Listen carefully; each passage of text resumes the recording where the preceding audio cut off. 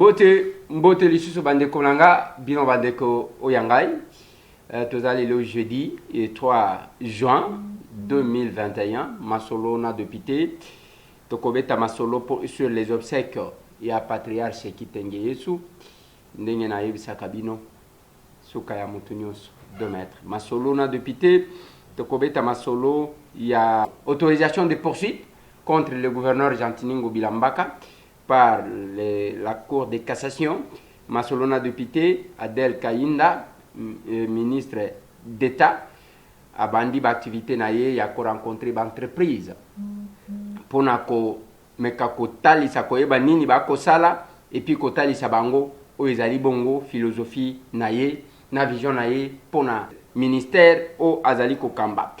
Masolona député bande konangai to kozonga este pona ko beta moi ma solo sur l'état des sièges, c'est que c'est passé chez nous parce que hier, c'était les débats sur l'opportunité ou pas d'interpeller le ministre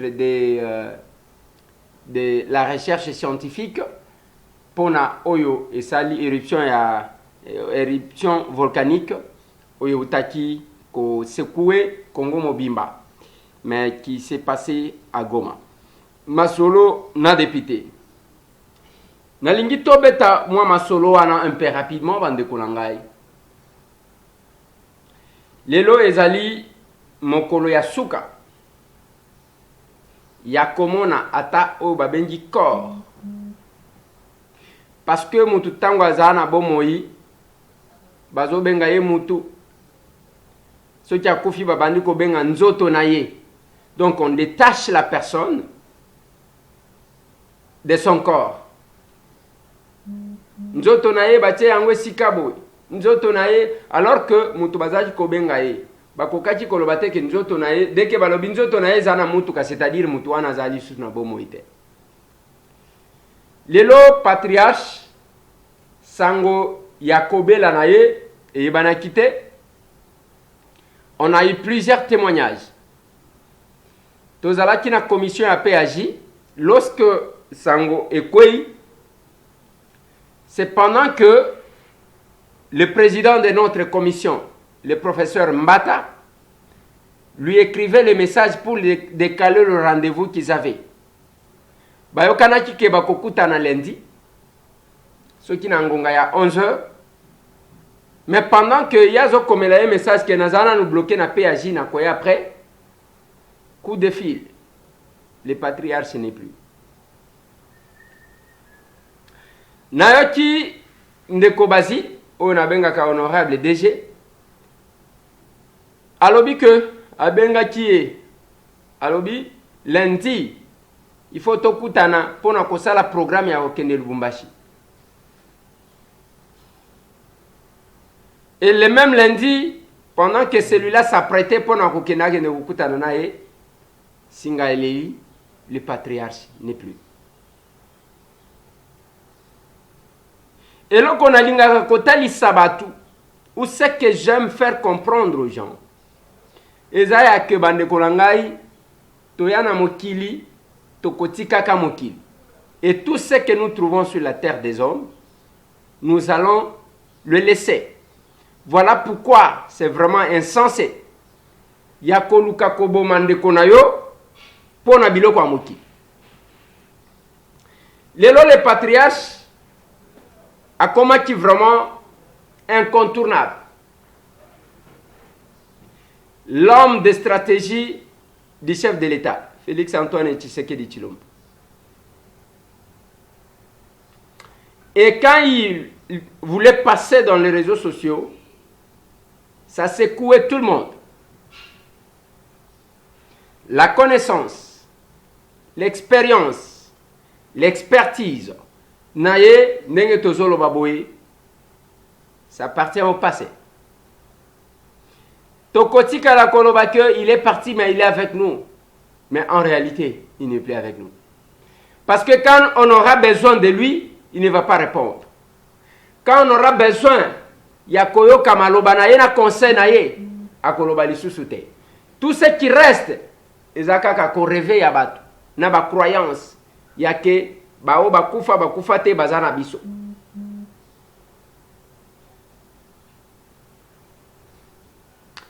Il est parti, il y a un Ngonga Ekoki. Tous les plans qu'on avait avec lui, tout ce qu'il avait arrêté comme stratégie avec les chefs de l'État, suspendu. Et chacun, bien qu'il y a cette théorie qui dit qu'il n'y a pas de personne irremplaçable, ngai na lobaka que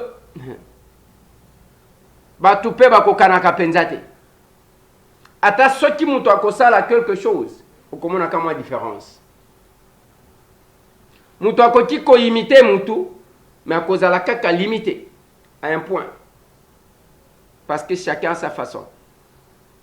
Yango moni mundele ayako découvrir biloko ya kosala ka empreinte. Balobi empreinte wane koki kokokana te. Ya batu mibali. Ezakaka différent. Mais c'est la même chose, bande konanga. Ndenge tozali kotambola, mutu na mutu azana ndenge ayela. Tout ce qu'on va avoir, les honneurs. Nyoso tokomona lelo. Oui, tokomona. Mais le vieux n'est plus. Azali souté. Accueilli. Et chaque fois que nous sommes devant un cas comme ça, c'est tout yabato bazala qui est élevé en dignité, photomituna. Ce qui bango bakei, bisonne tokotika. Voilà pourquoi bande konangai tokokakate kokanga mutema. Quand vous voyez bande koko souffrir, ndenge ozomona wana tokuta na kana bango. Ça c'est une grande maladie. Moi nazana eta depuis combien de temps? 2 ans. Hein? 2 ans. 2 ans. Bon. Oh, là, ma maladie à ma casse, il faut peut-être mettre en contact ce qui est dans la barre. Normalement, il faut opérer à Kango et pas la structure, on va se la barre. Ok? Donc, maintenant, on peut en contact sur tout le monde. Pour que la structure, moi, on va vous intervenir pour nous. Ça va? Abimaki eloko moko boye ya pembe na liso. Na hôpital balobini. Na hôpital balobi fallait kokata musana oyo. Ozana mikanda hôpital. Nana mukanda basalela kingaya. Ezaki na hôpital ni. Tokenda na 13e heure. Bako tinda biso na ngambo me na ngambo kote toke basengi biso mbongo. Bako tinda biso. Basengi mbongo combien? Basengi biso mbongo ya fishi 20,000 topesi. Mais bako salela biso mukanda tokende campus. Campus koyo kokende te pona tozana possibilité. Papa mwana za. Papa mwana za te. Ake wapi? Batutie na moto. Akufi. Bon, ça il faut voir d'abord le document. On peut voir ce qu'on peut faire. Quand nous avons initié Pesa Moninga Sourire, ezalaki lokola blague. Mamsuba kotiola. Nalobi, la politique n'a pas de sens ce qui tolinganite. Nalobi, kosambeleza na sens te ce qui tolinganite. Le patriotisme, oh les combats yamboka, ezana tina moko te ce qui tolinganite. Oh la résistance, bisonde tozo résister na lola, bisonde tozana mapata, bisonde tozaba sant. Ce qui bolingo ezate d'abord yandeko yo komona. Ezana tina moko. Yango bande konanga, je ne cesse de vous dire que je ferai la promotion des Congolais qui se distinguent dans leur domaine. Bamususu na loberaka bango sans koyeba bango. Je vous ai parlé de la mer de Paris plusieurs fois. Naïbi ata elongi na yete. Mais je suis allé quand même 1-2 fois. Non, il y a quand même les Congolais capables d'organiser les choses. Okocha mulongote. Oko umela te ozo nimba pona kozela mbongo na yo. Otra kaseri yake mbongo na yo kotika mwa ndambu ezate. Ndengo ozo ya wana ozo remplir mbongo na yo zo bim. Je vous ai parlé de maman Véron à Bruxelles. Ouais, na matonge. ndenge ozoya wana ndenge bazo servir yo mbongo na yo ekobima ndenge yeli pas trop de complications yake parce que tindaki 3 fois ba bloquer yo ndenge bozomona ba agence mususu ezate. Mais pourquoi ne pas passer par nzela ya bande kona biso okomona ka mutu azobude azakona te biso tokenda ka boye basi oh yo tina mbongo na yo 2 fois 3 fois ba bloquer mususu osali kaka erreur muke ya kombo te eza yo te. Mais depuis que maman Véro a son agence, basi bapesi muto aza mukolo mbongo te combien de fois bazo zo ba disposition en tenant compte des réalités ya kwa na biso muto akoko mama be okoko matambwe na U alors que ça na W, ça peut arriver. Et cela bande konangai nazoloba ke soki tozolingana te nyonso tozoloba ono ya Congo eza ya pamba. Je parlais na pesa kibino exemple ya maman moko aye awa aza soki na 5 mois maman Marthe.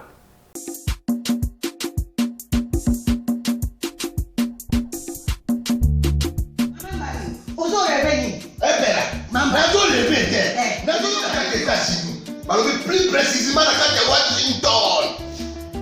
Maman Marthe nde.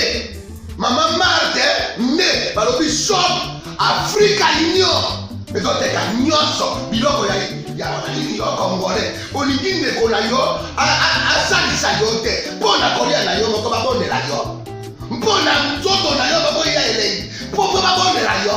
Balobi bio Africa Union ezoteka tutakola na basinois sino kolie pa ya sino kolie ani mukomode kola yo teka azoteka biloko ya mboka ya fresh bio na bio sio mama mbayo kuna monkanja izali barobi nzomo yali nkuba baniwa barobi njenje izali takomba kanganya kwa mpoto ya mbisi barobi nyama ya botu ya mokombo to isaga ne kala ngando ndengalani na basi oyedike na sutu ezako dia na petit po mama Marthe ya soro po ba to comprendre te mawa ba Congolais ou alonu pona kolia na bino moko ba bone ya dino kolia na apeti chongo.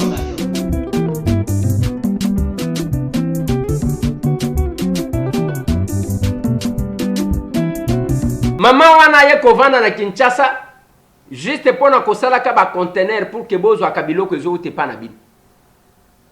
Oeza la pondu et dans de bonnes conditions. Bazo salela ngo place nini. Soki na ebisio okokamo. Place moko ya munene ya makasi na ville na Gombe. Na ba condition ya bien ya ke olia eloko salite te. Mais azo tindango adresse yango wana ndenge bazo pesa adresse. Ezo salema na États-Unis d'Amérique.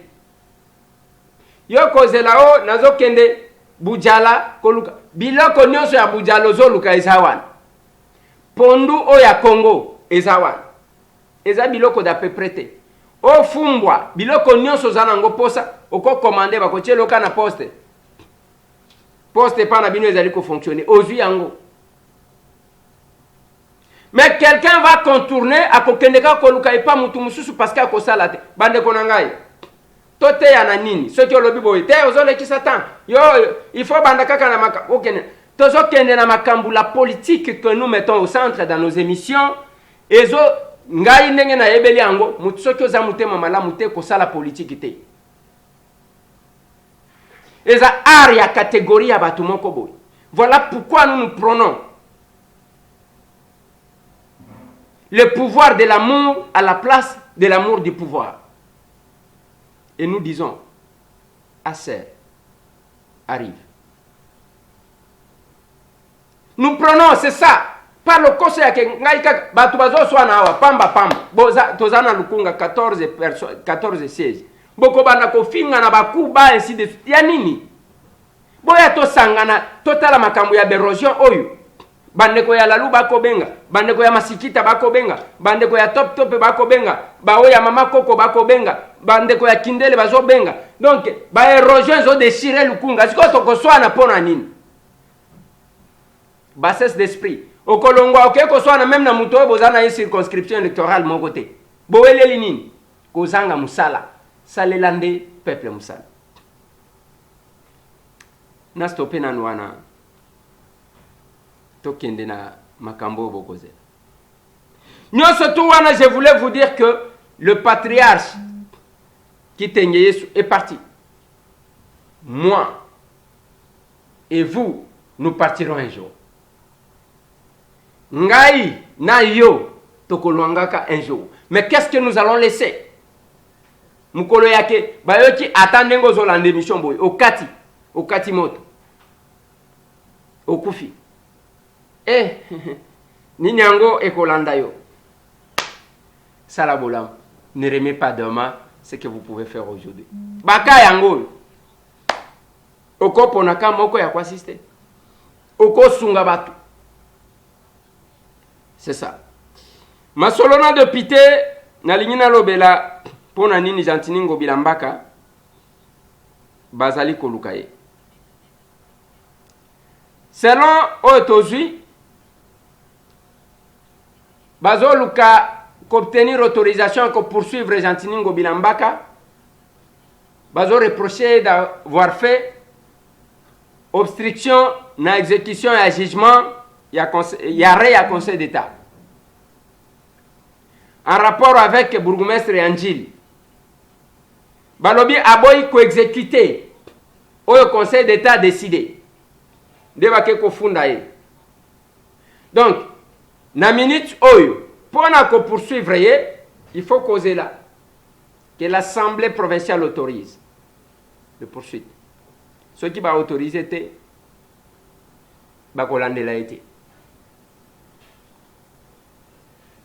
c'est une précision. Yango pendenge moko biso na Assemblée nationale, séance ya lobi ezalaki à huis clos. C'est-à-dire kaka biso na administration de l'Assemblée nationale. Bazaji kotu na biso soki eza malamu to malamu te, ya biso ko interpeller José Mpanda, ministre de la Recherche scientifique. Débat est salé comme d'habitude. Ezalaki na ba oyo bazalaki pour que ba interpeller ministre aya ko expliquer pona makambu ya volcan oye uti koleka na Goma. Mais na kati wana ba mususu pe bazalaki contre. Ba bazalaki pour ba estimer que négligence na ye nde mutu esali. Pambate ye azalaki ministre reconduit, aza ministre abandi sikate, ba reconduisaki ye et José Mpanda akokaki kotia ba moyen à la disposition ya OVG pour na ko permettre à ce que tu anticipes pas makam. Balobi, il y a eu une négligence de sa part. Bamususu pe balobi ten, bauti ko bandaka ka sikoyo. Makambango yo d'ailleurs to mona ki bande ko na biso mususu, bakenda ki kona ko négocier ba poste ngo ya nomination na bande ko wana. Bazalaki na ye ministre, bakoya a ko loba teke, no biso to lingi be interpeller ainsi de suite. Bamususu pe balobi ndengwa.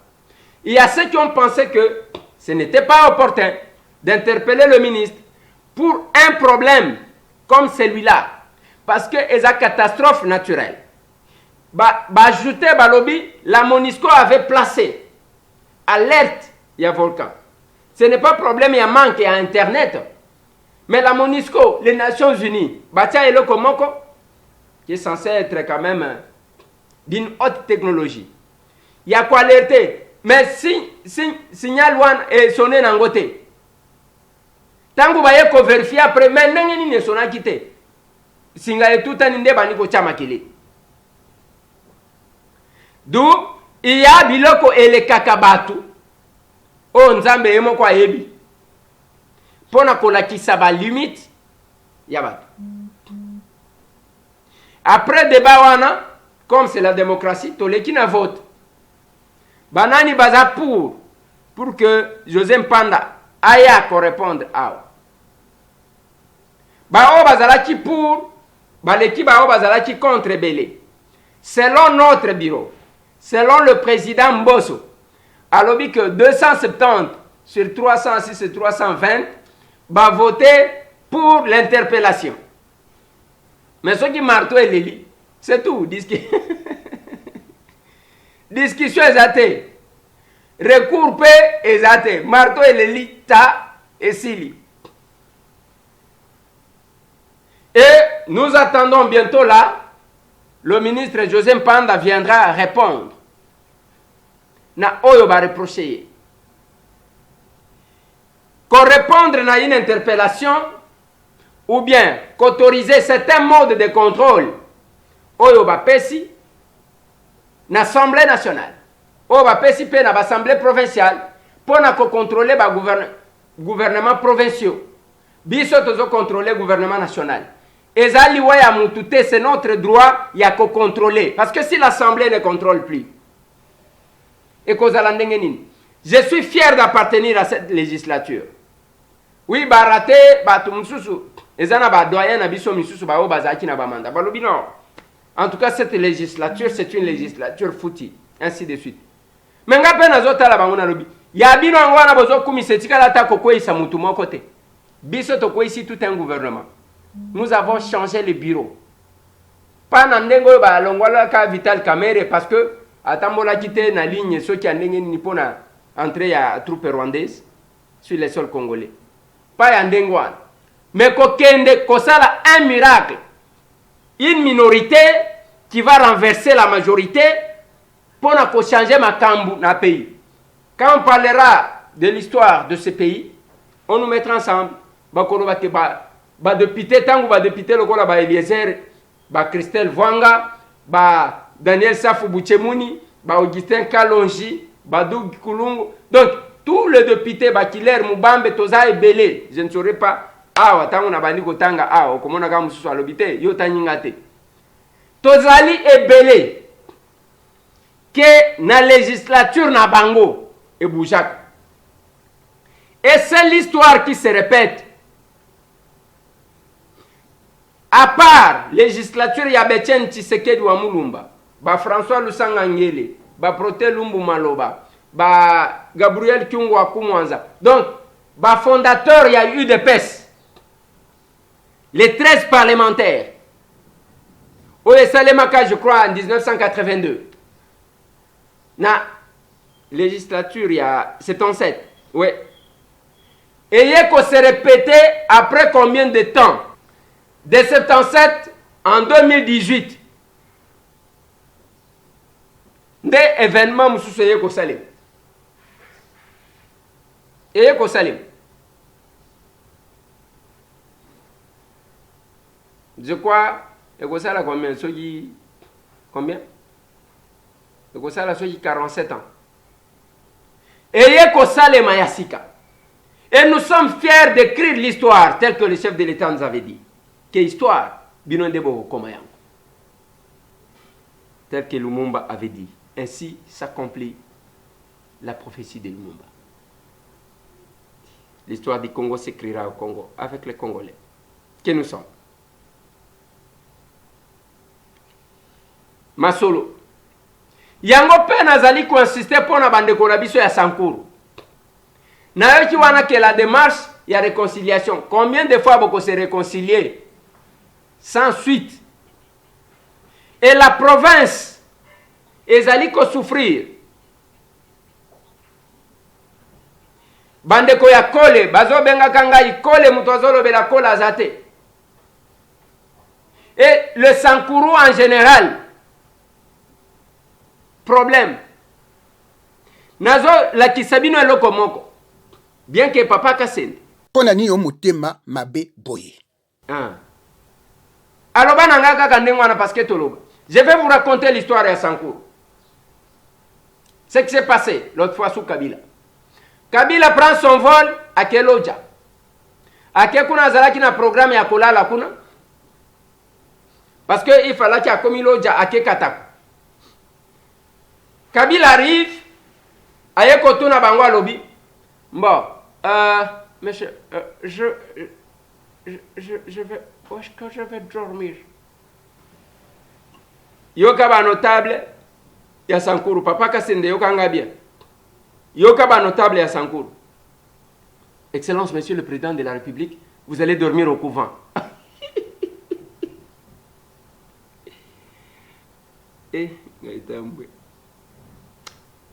c'est pas possible. Excellence, monsieur le président de la République, vous allez dormir au couvent. Il y a une place qu'on a préparée pour vous au couvent. Ah. Kabila lobi, hein? Sikoyo, nakende, kolala kuna epa ba mamelo, bino kobanda Mobutu. Kabila leur avait dit ça. Na loja. Oyo, ako contredire nga ale kana télévision alo soki ba koseka yete Kabila leur dit mais monsieur bozo ba fonction ko banda Mobutu bozana ba dignitaire ko banda Mobutu et pas na bino même panda ku ya kolala mutu ezate bino moko boye bozo ya en passant mais bozaka leader nde kuna macheti na makonga ezobima pona ko bomana mutu na mutu aza leader azana kwena ye mutu na mutu Kabila lala kuna te toilette ya pamba yake akende ko se soulager je l'ai dit à la télé akenda te aya ko profiter ko se soulager tango akoti na avion place ezate abeta le retour quelqu'un qui devrait dormir là-bas anyanya wanyanya voilà nyongane amotomba na pene jamba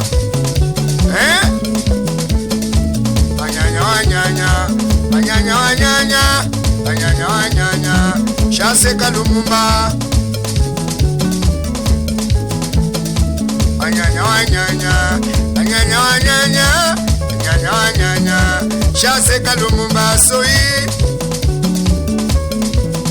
enonyenga na kisolo shokolo fumbe enonyenga na kisolo shoko ya fumbele Seka Lumumba. Voilà. Batu ya Sankuru na ba leader na ba oba sepelaka na bisote na lobi yango na télévision baleka ba contredire nga. Et Kabila a été surpris atali ba fonction pe sabat. C'est ça qui va pousser Jean-Charles Okoto à kende kotonga étoile hôtel moko ya munen o ezana loja. C'est qui l'a poussé. Conscience et bêti. Mais zana ba mususu conscience et bêta na ngote quel que soit que le chef de l'état ya lobi na bango. Mais kuta bango na Kinshasa mutu akoloba papa Kasende wana bimike te ba boma Lumumba. Mais bobo ya kotonga même na Kinshasa. Bobo ya kosomba banda kuna ba poto parce que ba boma Lumumba. Mais c'est pas possible. C'est pas possible. Je n'ai jamais compris cette sortie médiatique de papa Kasende. Nana yokate. Bobo ya kosomba banda kuna poto, bobo ya kotonga na Kinshasa parce que baboma Lumumba. Mukolo Lumumba akosekwa, bongo boko banda kotonga. Pourquoi vous ne faites que pour honorer Lumumba? Baloba ke tokiti na province ya Lumumba, tokiti na mboka ya Lumumba. To sentir quand même que ezana batu bazana esprit ya Lumumba. Esprit ya Lumumba ezako vana na Kinshasa ko banda ko sala ka manifestation mikolo nyonso ta? Non, c'est pas ça. Ozakuna tala ndenge bozo fingana, tala ndenge boswana. Sony. Anyanya wanyanya. Aéroport, tukande bachana na aéroport. Na tarmac na piste. Et je l'ai toujours dit. J'ai dit coordonnateur, il y a 5 chantiers. Oh, bazali ko tia makadami. Moi na Sankuru. Mais na Sankuru ba yeba ka couleur makadami te. Anyanya wanyanya. Ça c'est que le monde. Balobi ba to agiter. C'est pas possible. Et c'est la même chose que j'ai dit. Aujourd'hui dans l'Omami, gouverneur Akwei, bango pe koswana na koswana. Tala banzela kabinda, yango wana. Mi amoro ayemba kawa, alobi que nzela ya kabinda na mbujimai, eza, et banzembo ya mi amoro ezalaki ya makasi, ya ko critiquer, ya ko analyser. Mais, honorable mis à mort. Tokomi wapi.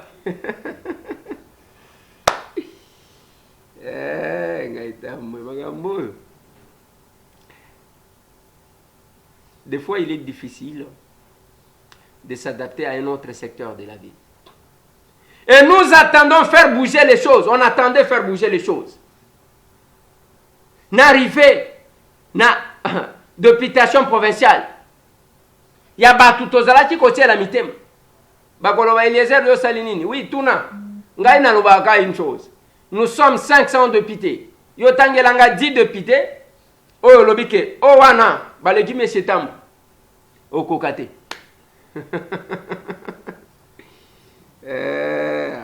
Ata soki toza ba stagiaire. 10. Autant dit mon comme mi balé mi ça 10 sur tous les plans, les interventions. On dit ceci: la communauté Nande Bara-Tianganda alerte à l'Assemblée nationale, honorables députés et sénateurs, la communauté Nande exige l'inscription de la situation sécuritaire des massacres de la population de Beni et Irumu parmi les matières prioritaires de la session parlementaire de mars 2021. Honorable Président, nous ne sommes que des représentants dans cette Chambre. Nous représentons cette population qui vient souvent nous attendre à l'entrée. Et quand il y a un message donné, Honorable Président, j'estime qu'on a tout intérêt de prêter oreille à ce que ceux qui nous ont mandatés nous demandent de faire.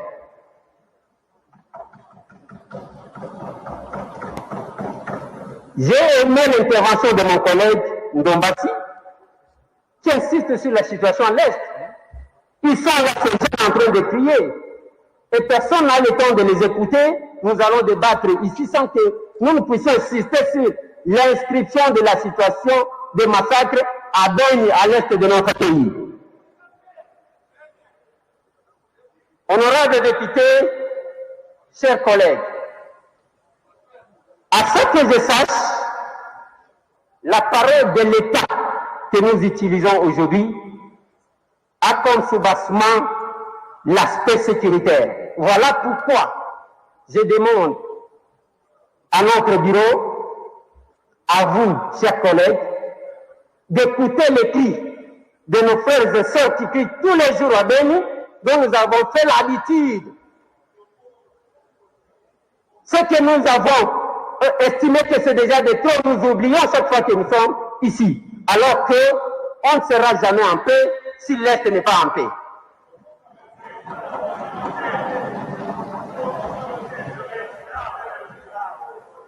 J'ai lu un papier. Honorable Président, la deuxième question que je vais aborder, nous avons ce calendrier.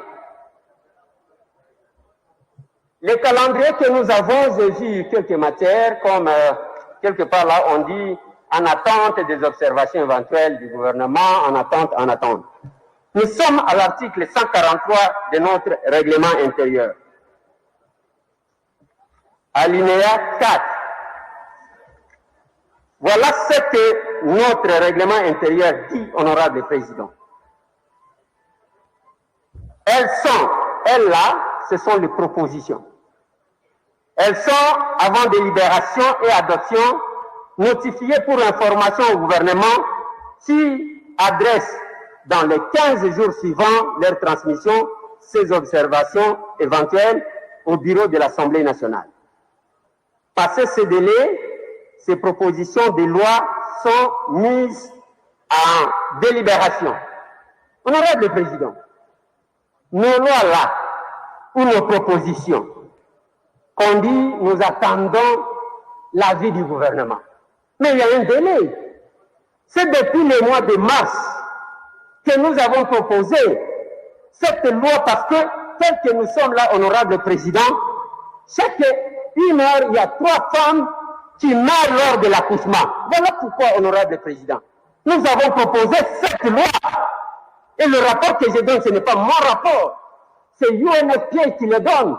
Donc si nous faisons ici 3 heures de temps, sachez qu'il y a 9 femmes qui sont décédées lors de l'accouchement. Et nous attendons, nous sommes au-delà. Ça a été annoncé par le bureau qui est parti au mois de mars de l'année passée. Nous sommes là, nous sommes toujours dans l'attente de l'avis du gouvernement. Alors que c'est juste 15 jours qui est donné au gouvernement de réagir. Il ne faut pas que le gouvernement nous prenne en otage et que nous, chaque fois qu'il y a manifestation, on dirait que les députés ne font rien. Voilà pourquoi, honorable président, je propose à ce que vous puissiez tenir compte de la priorité de ce que nous sommes en train de faire. Je ne suis pas d'accord que vous puissiez dire qu'on va voir les matières utiles. Il n'y a pas de matière inutile, honorable président. Une matière inutile n'est pas faire l'objet d'une loi, parce que la loi vient répondre à un besoin de la population selon l'évolution de la société. La troisième question, honorable président, que je pense que ça va passer tout de suite. J'ai lu ce que vous avez proposé. Le bureau que vous présidez aujourd'hui, ce n'est pas vous qui êtes là, honorable président. Il y a un événement qui s'est passé dans cette chambre, que vous faites semblant, je ne sais pas si vous avez oublié, ou bien je ne connais pas la raison. Il y a une majorité ici. La majorité a basculé. Les amis à droite sont devenus de l'opposition. Et nous devenons de la majorité. Mais vous allez à la conférence des présidents en contradiction de la réalité de notre chambre.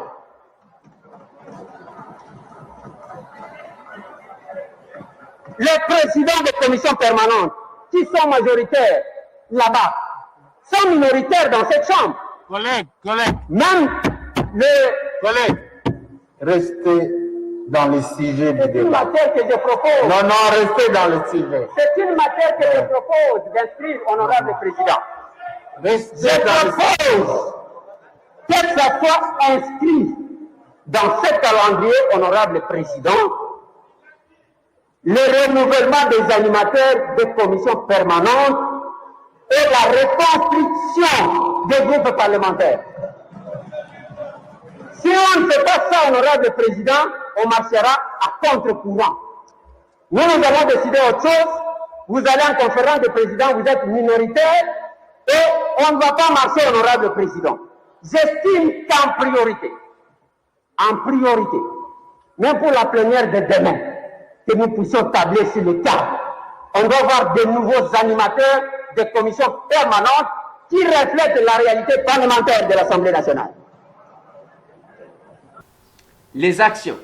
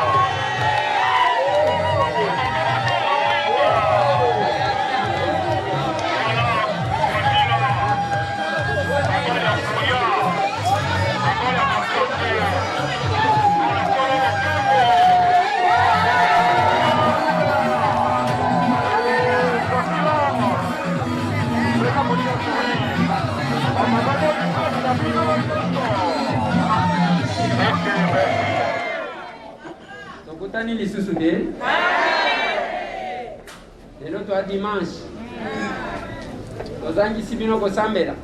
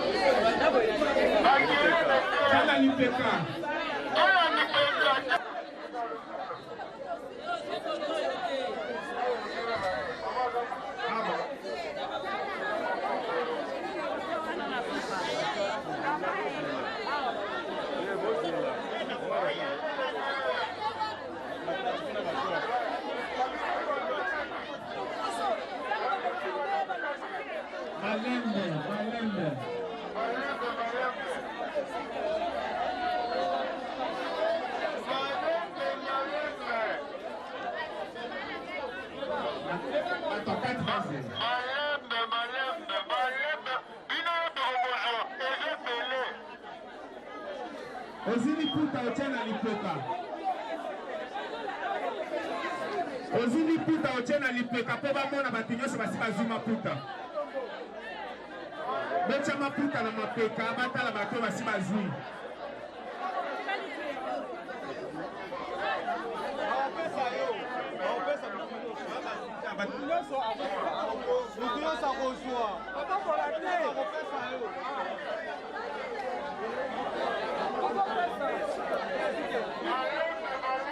Relation na ba électeur na ye.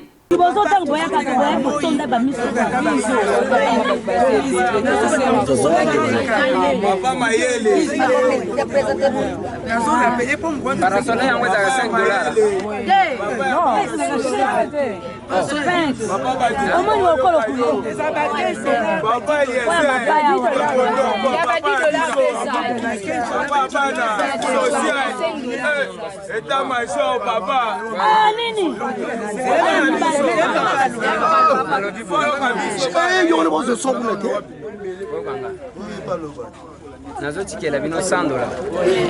Bokende kosomba parasol. Ça va?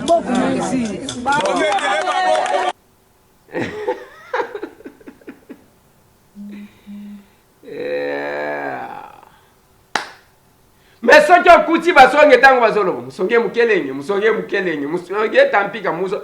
Mais dans tout ça musonge mukelenge mais kende siko na Kabinda na lobia province ya sous-traitance soki okiti na mbujima ete okomona Kabinda te bava nyonso ata soki okena mutuka okomaka na mbujima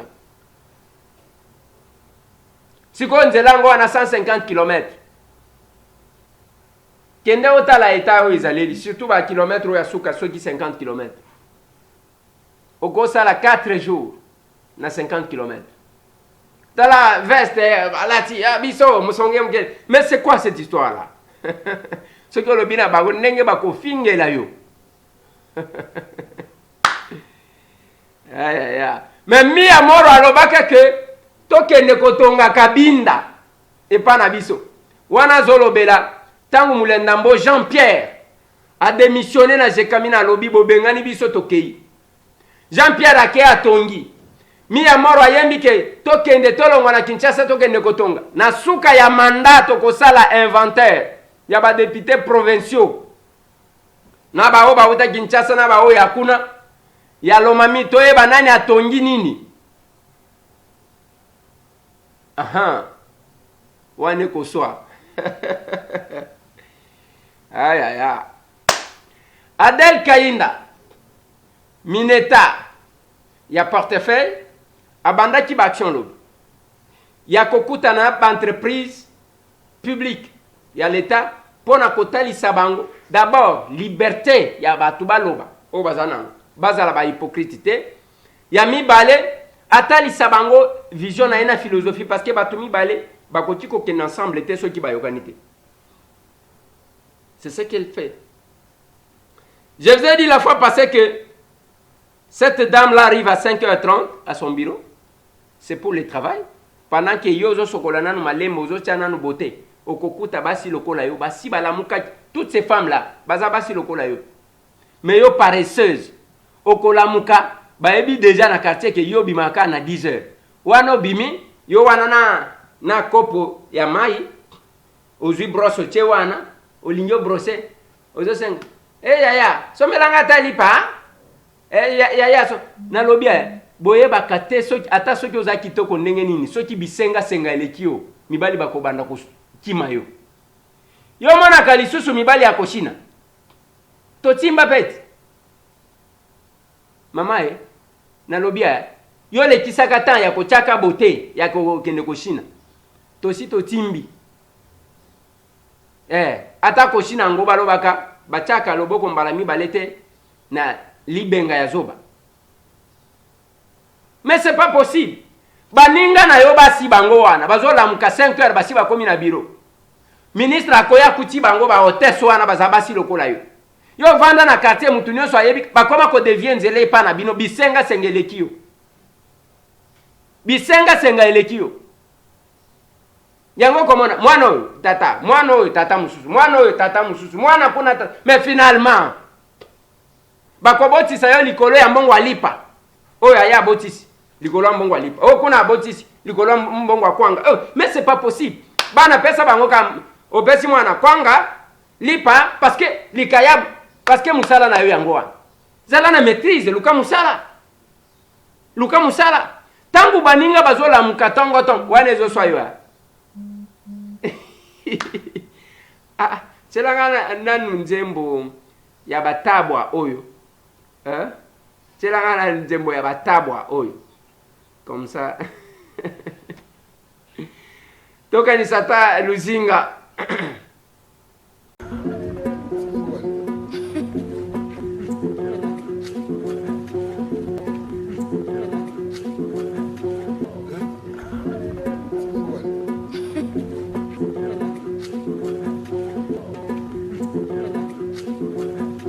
Ufweka mirandu ya buko Ekutina kwa kutina buko Waitunga ni miunga Ufweka mirandu ya buko Ekutina kwa kutina buko Waitunga ni miunga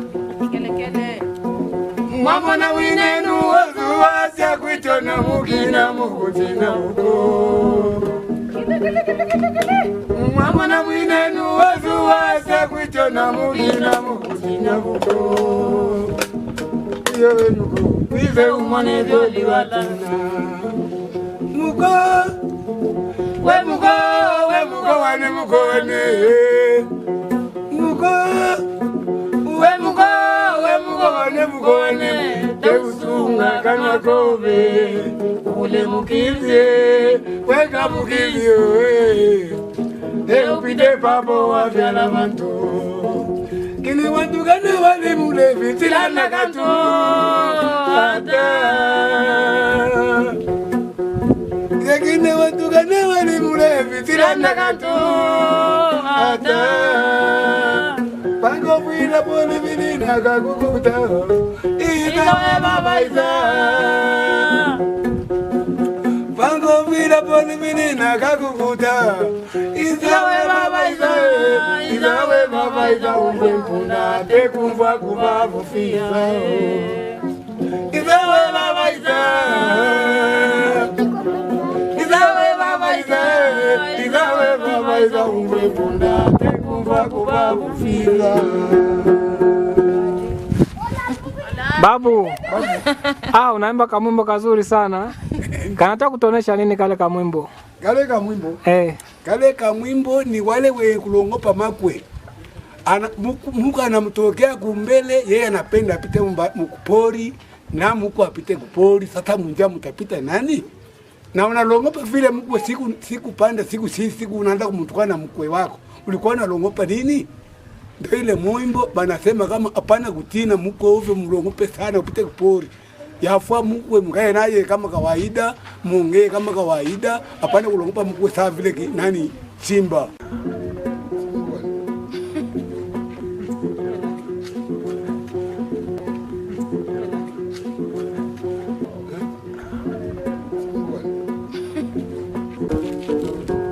Wenga milendu ya buko Kutina kwa kutina kuko Waitunga ni miunga Wenga milendu ya buko Kutina kwa kutina kuko Waitunga ni miunga mamona mwinenu wazuwaza kuitana mukina mukutina buko mamona mwinenu wazuwaza kuitana mukina mukutina buko mwaka umwe ibili tatu taliwalaka mwaka umwe ibili tatu taliwalaka yawe muko isa umone vyoli watina yawe muko we muko wane muko wane yawe muko we muko wane tausunga kana gobe ule mukizi tanga mukizi upite babo afela bantu wantu wane wali mulevi silanda kanto ata Begini wantu wane wali mulevi silanda kanto ata Kofila poli vilina kakukuta baba Izawe baba iza Kofila poli vilina kakukuta baba Izawe baba iza Izawe baba iza umbwe mpunda te kumva kubabu fia Izawe baba iza Izawe baba iza Izawe baba iza umbwe mpunda te kumva kubabu fia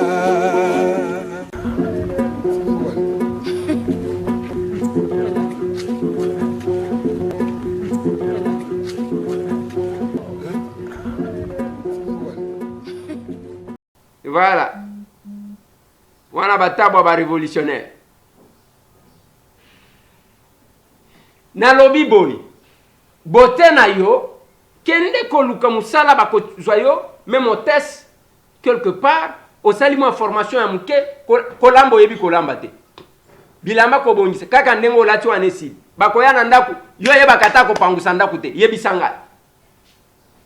Okola muka 10 heures na butu wana batu balali yo zakaka bébé tu me manques mais bébé tu me manques wana lali na mobile na ye na mwasi na ye je ne parviens pas à dormir lobi yo na tongo wana oh j'étais rêvé o rêvé ngali susu ndenge nini yo zalaki ko lala te o lotinga ndenge émission oyo bako inango kaka émission oyo bako inango kaka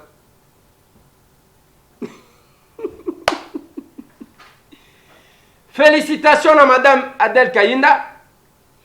Je vous rappelle que j'étais dans une commission avec elle. Il y a PAJ.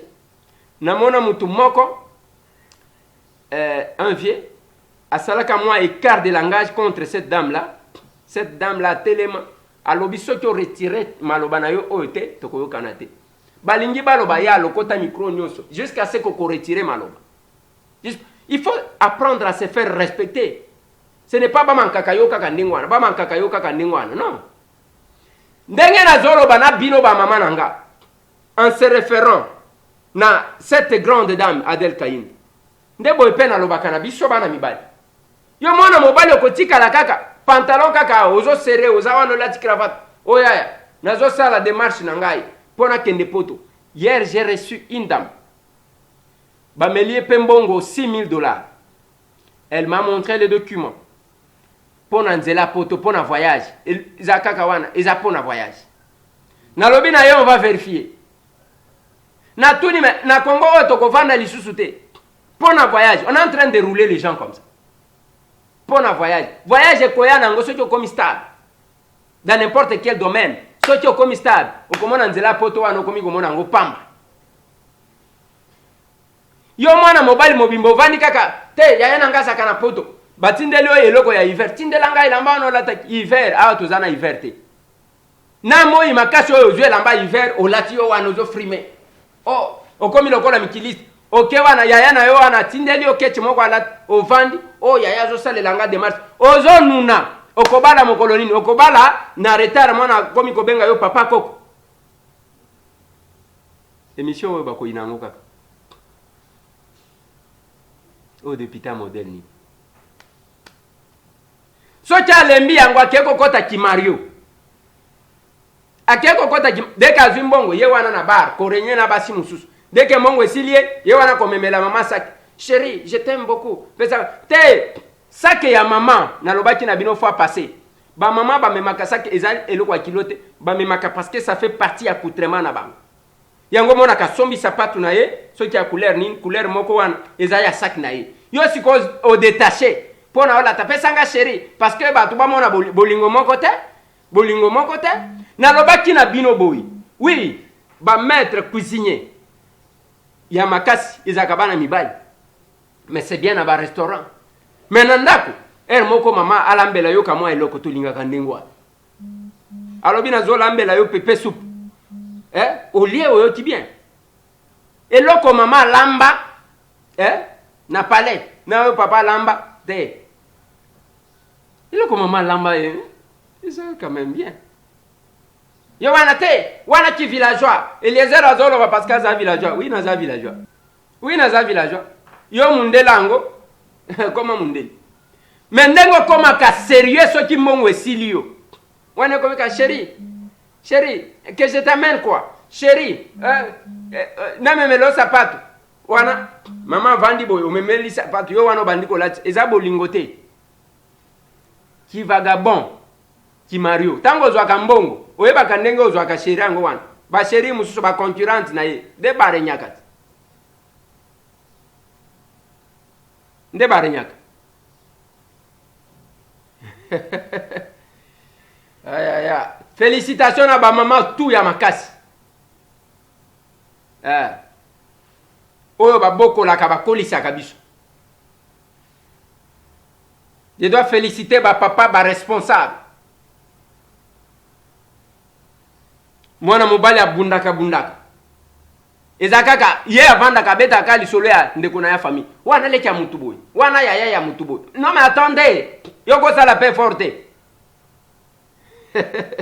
yango na lobaka na bino ezako loba te ko botama na enda za ndeko na yo plus 243 998 et 311 332 tokutana lobi merci